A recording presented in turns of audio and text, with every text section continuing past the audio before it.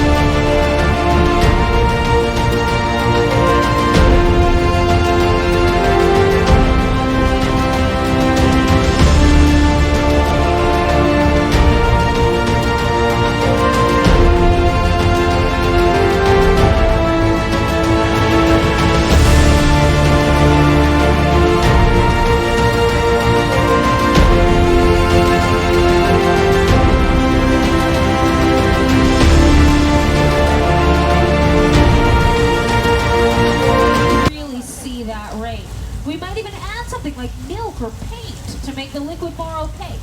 But the one thing we don't want to do is run the water too long, because if you run the water too long, you get floods. So Cody, go ahead and shut that water off for me now. Uh-oh. Okay, look out, everybody, we got a flash flood, here it comes!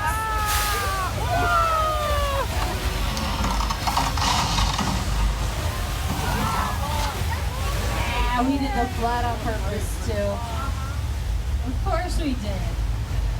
Here's what that flash flood looked like in the movie Big Fat Liar with Paul Giamatti.